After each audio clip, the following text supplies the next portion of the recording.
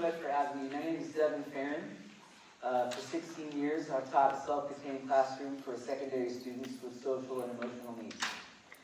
Today I want to tell you about my second resident, Miss Amy, and what she taught me about being a mentor and how residencies work. Miss Amy didn't come to work for the first 3 days of the term. She was scared. She heard my class was full of angry kids, and not how we're supposed to describe it, but I understand the adjective.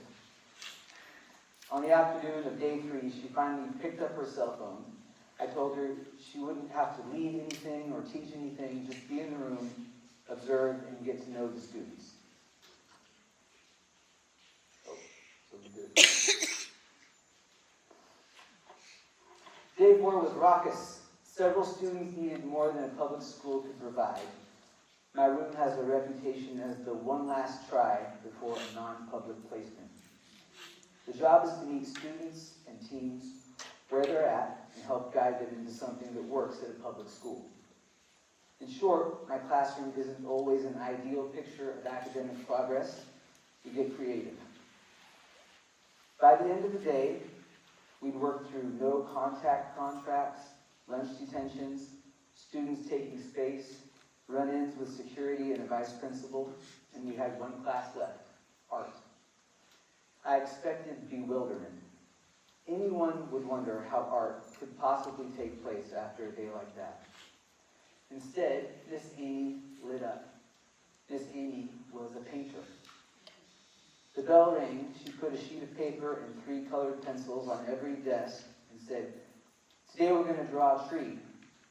She drew one line using the overhead Elmo. Students copied her line. By the 10th line, we could see the tree. By the 20th line, every student had drawn the best tree they'd ever drawn. By the end, they were practicing their fancy signatures at the bottom. She said, "Tomorrow we do the same thing with paint." And she came back the next day with paint. That night, I reflected on what I had seen, and it changed how I worked with new teachers. Every one of us in this room has made it through a gauntlet to get here. We were all told how underpaid, overworked, and underappreciated we would be. We applied anyway. What got us to apply and accept a position anyway? I think each of us has a flame of caring. And at some point in our lives, it burned brighter than all the reasons to walk away. Miss Amy's flame was almost out before she walked in the door. She was told the paperwork is endless, the parents are upset, the students are mad, admin care about their careers, not yours, the money isn't there, they'll get the job nobody else wants. She heard all this, and she almost didn't show up. And then she taught an art class. I understood that being a mentor teacher is to be a flame keeper. The realities of teaching will find Miss Amy. They find us all. And my job is to introduce those realities carefully, with confidence, and always some joy, so we don't smother the flame. There's a phrase in education many of us think of daily. Catch them doing something good. The same is true with residents. Catch them doing something good, and when a difficult reality presents itself, tell them they will be good at that too, because they care.